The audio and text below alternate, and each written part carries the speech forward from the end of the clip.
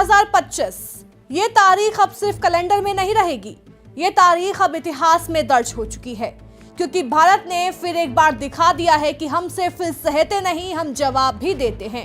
और जब देते हैं तो ऐसा देते हैं कि दुनिया देखती रह जाती है।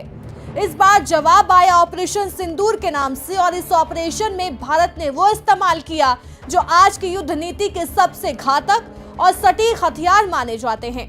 सबसे पहले शुरुआत करते हैं स्कैल्प मिसाइल से।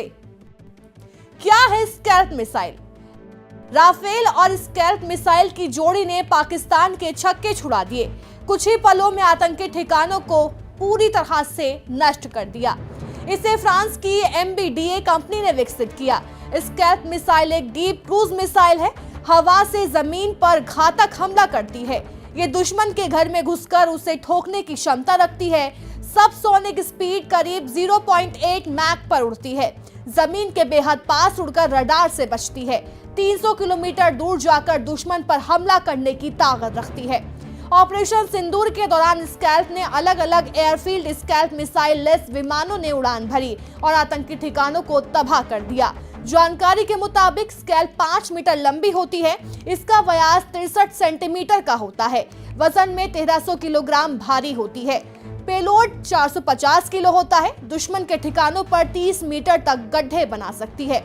इसी की मदद से भारत ने लश्कर तैयबा और जैश ए मोहम्मद के ठिकानों पर हमला किया।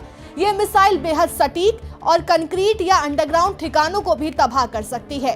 स्कैल्प को UK, फ्रांस और इटली समेत कई नाटो देशों ने इसे अफगानिस्तान, सीरिया और लीबिया में यूज किया है। 2020 में लद्दाख तनाव के दौरान जब राफेल विमानों को स्कैल्प मिसाइल से लैस किया गया, तब भारत ने अपनी गहरी मार करने की क्षमता दुनिया को दिखा दी।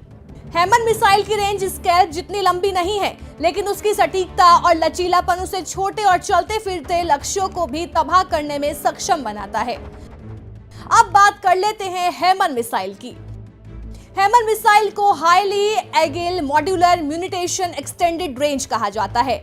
फ्रांसीसी रक्षा कंपनी साफरान ने इसे बनाया। एक मध्यम दूरी की मिसाइल है। मिसाइल को हवा से जमीन में दागा जा सकता है। 20 से 70 किलोमीटर तक ये मिसाइल जा सकती है और मिसाइल की दूरी इसके लॉन्च और टारगेट पर निर्भर करती है। मिसाइल अलग अलग आकार और वजन में है। 125 किलोग्राम से लेकर 1000 किलोग्राम तक भी ये हो सकती है। हैमर मिसाइल में भी GPS होता है, जिससे ये सटीक और लंबी दूरी तय करती है। इस मिसाइल में लेजर गाइडेंस भी होती है, जिससे इसे टारगेट पर एकदम सटीक निशाना लगाने में आसानी होती है। ये मिसाइल इलेक्ट्रॉनिक जैमिंग का भी आसानी से सामना कर लेती है और इसे कम ऊंचाई और पहाड़ी इलाकों में ज्यादा से ज्यादा असरदार माना जाता है। इसे अफगानिस्तान, लीबिया, इराक और सीरिया के अलावा माली में भी इस्तेमाल किया जा चुका है। यह मिसाइल भी बंकरों को नष्ट करने के लिए मशहूर है। एक राफेल जेट 6 हैमर मिसाइलों को एक साथ ले जा सकता है, जिससे ये 6 टारगेट्स को निशाना बना सकती है। अब आगे बात करते हैं आत्मघाती ड्रोन्स की कि आखिर क्या है आत्मघाती ड्रोन्स। लाइटनिंग म्यूटेशन को आत्मघाती या कामिकेज ड्रोन्स भी कहा जाता है। ये अनमैन्ड एरियल हथियार है। टारगेट के ऊपर आसमान में मंडराते रहते हैं। कमांड मिलते ही दुश्मन के ठिकाने को तबाह कर देते हैं। अपनी सटीकता के लिए जाने जाते हैं। आत्मघाती ड्रोन्स का साइज, पेलोड और वार्डे अलग अलग हो सकते हैं। लॉइटरिंग म्यूटेशन एक ही बार के लिए इस्तेमाल होते हैं। इसका इस्तेमाल पहली बार साल 1980 में हुआ था। 1990 और 2000 के दशक में इनका इस्तेमाल ज्यादा बढ़ गया। यमन, इराक, सीरिया और यूक्रेन की लड़ाई में इन ड्रोन्स का इस्तेमाल खूब हुआ। साल 2021 में व्यापारिक जहाजों को भी आत्मघाती ड्रोन से निशाना बनाया जा रहा है।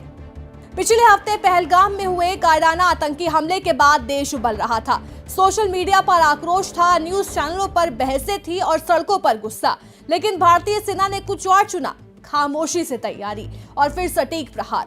बुधवार सुबह भारतीय सेना, वायुसेना और नौसेना तीनों ने मिलकर पाकिस्तान के अंदर मौजूद 9 आतंकी ठिकानों को निशाना बनाया। इस एयर स्ट्राइक से पहलगाम हमले में मारे गए लोगों को सच्ची श्रद्धांजलि अब मिली है।